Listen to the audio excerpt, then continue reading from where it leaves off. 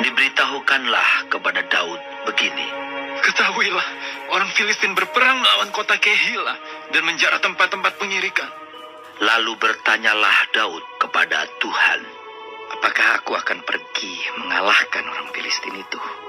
Jawab Tuhan kepada Daud, pergilah, kalahkanlah orang Filistin itu, dan selamatkanlah Kehila.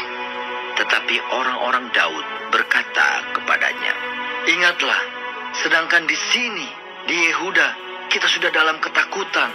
Apalagi kalau kita pergi ke Kehila, melawan barisan perang orang Filistin. Lalu bertanya pulalah Daud kepada Tuhan. Maka Tuhan menjawab dia, firman-Nya, bersiaplah, pergilah ke Kehila, sebab aku akan menyerahkan orang Filistin itu ke dalam tanganmu. Kemudian pergilah Daud dengan orang-orangnya ke Kehila. Ia berperang melawan orang Filistin itu. Dihalaunya ternak mereka dan ditimbulkannya kekalahan besar di antara mereka. Demikianlah Daud menyelamatkan penduduk Kehila. Ketika Abiatar bin Ahimelech melarikan diri kepada Daud ke Kehila, ia turun dengan membawa efod di tangannya. Kepada Saul diberitahukan bahwa Daud telah masuk Kehila. Lalu berkatalah Saul, Allah telah menyerahkan dia ke dalam tanganku. Sebab dengan masuk ke dalam kota yang berpintu dan berpalang, ia telah mengurung dirinya. Maka Saul memanggil seluruh rakyat pergi berperang ke Kehila dan mengepung Daud dengan orang-orangnya.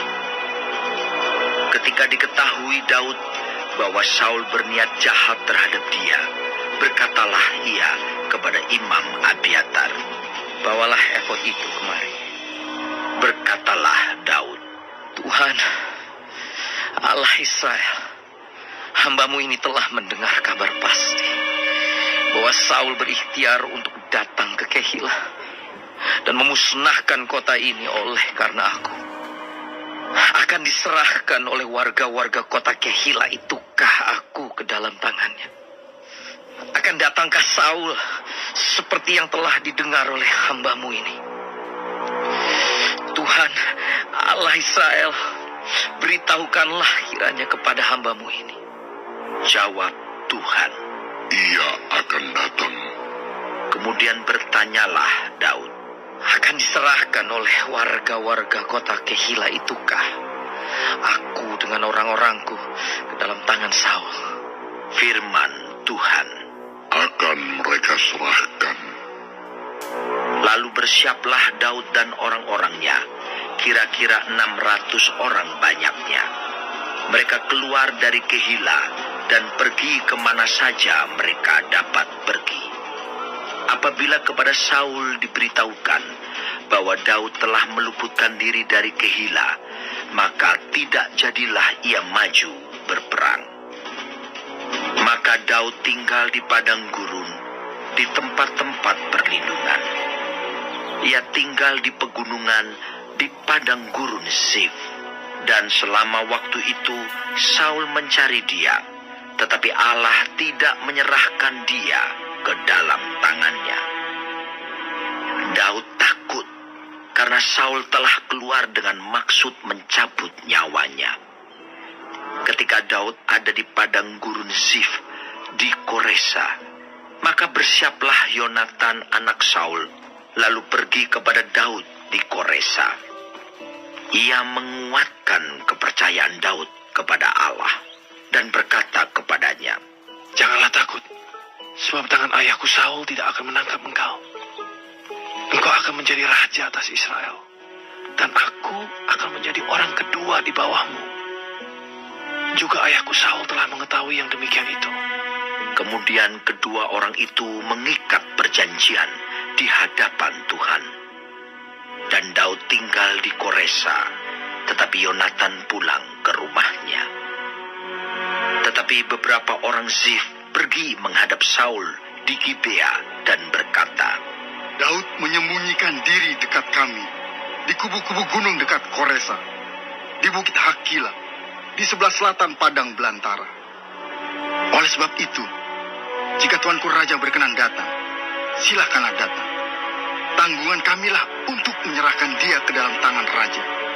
Berkatalah Saul, Diberkatilah kiranya kamu oleh Tuhan, karena kamu menunjukkan sayangmu kepadaku.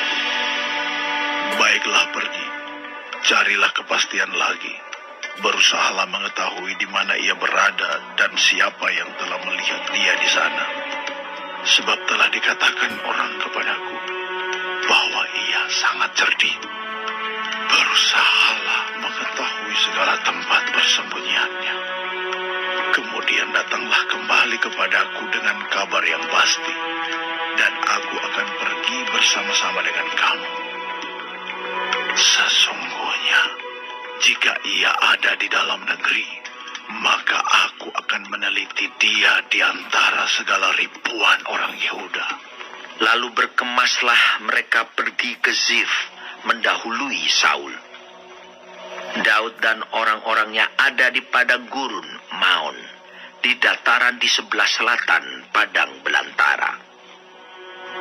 Ketika Saul dengan orang-orangnya pergi mencari Daud, diberitahukanlah hal itu kepada Daud.